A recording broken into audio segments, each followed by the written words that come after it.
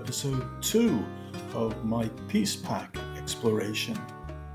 This time we're going to look at the world of the royal game of Ur. It is a journey through time and strategy. This ancient game, also known as the Game of 20 Squares, dates back to the 3rd millennium BC. It was played across the entire Middle East. Sir Leonard Woolley discovered many game boards in the Royal Cemetery at Ur whilst excavating it in the 1920s. Ur is situated in modern-day Iraq, and as it was in the Royal Cemetery, hence the game got its name. The game's popularity spanned many regions throughout the whole Middle East. It also covered the entire range of social strata, with boards found as far away as Sri Lanka, then known as Ceylon. Boards have even been discovered as far west as the Mediterranean island of Crete. Who's to say it didn't even spread further? The game is a two-player strategy game, where the objective is to navigate one's pieces across the board and bear them off before your opponent. You move according to the throw revealed by the four-sided dice.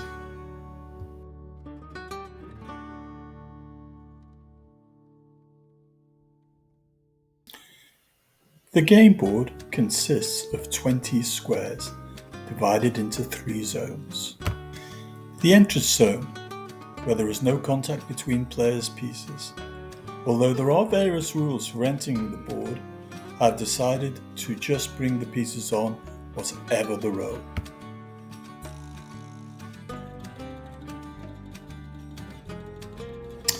The central strip is the battle zone.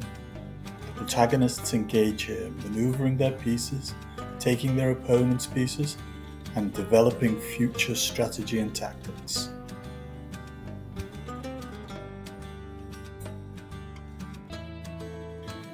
Finally comes the home track.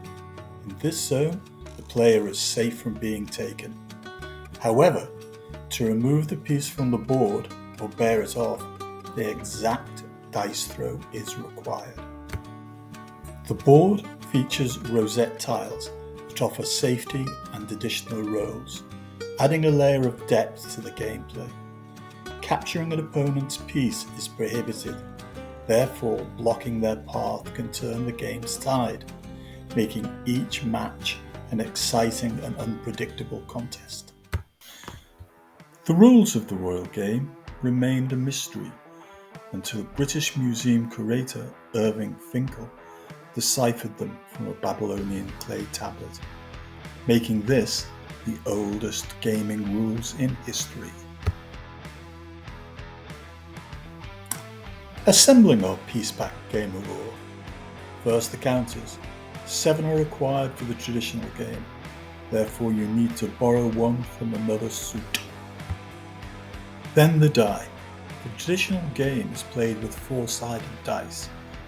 These are readily available from RPG sets, but they take up too much room in my Piecepack box. I therefore like to go with either throwing sticks, which have multiple gaming possibilities, or the dice supplied in the pack. I'm going with the latter today.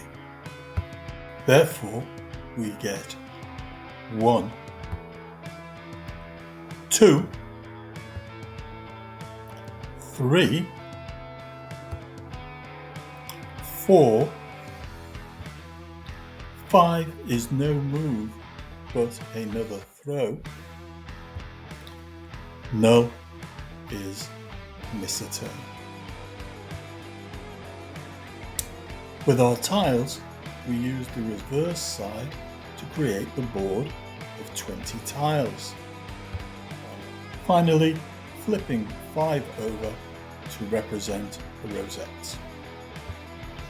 I'm using 4 counters to demonstrate how the game is played, as opposed to the usual 5 or 7.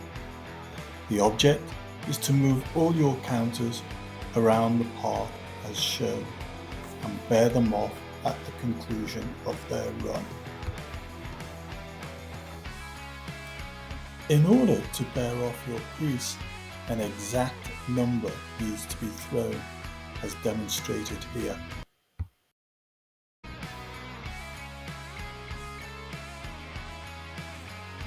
During play, if a piece ends up on a square containing an opposition counter, then the latter is sent home and has to start again. The next turn sees blue throw a null and therefore cannot move, whilst yellow rolls a 4, lands on a rosette, getting to throw again. The result is a 3. The piece on the rosette cannot advance as the square is blocked by their own piece. No two pieces of the same side can occupy the same square, and therefore must return to the square from whence it came. The player must then move another piece or forego their turn.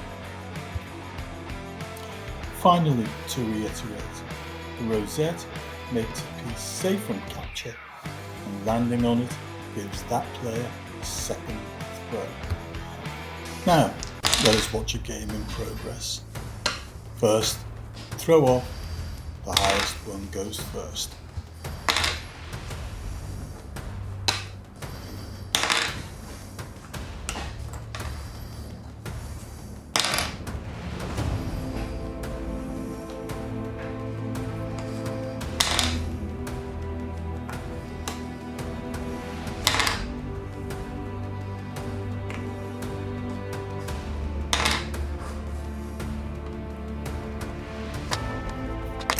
After the first couple of turns, through the magic of time, we'll speed through the game and slow it down if you want to.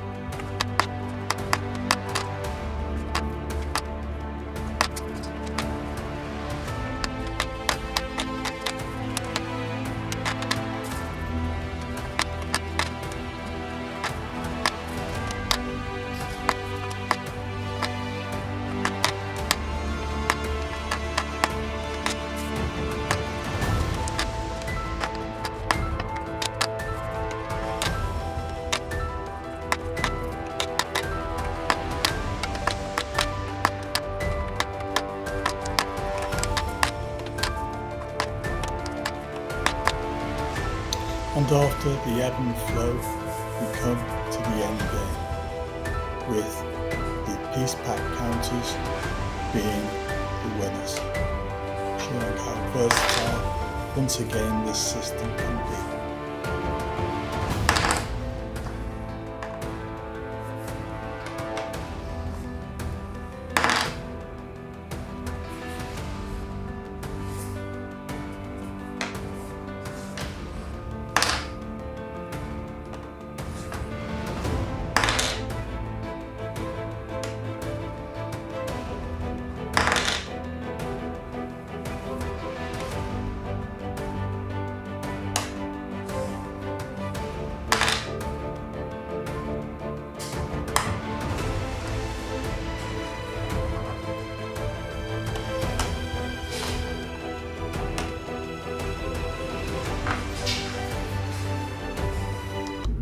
Over the centuries, the game developed a certain mystique, and early shamans predicted an individual's future by the dice throws and the decisions one made that took them to particular squares. Not unlike real life, really.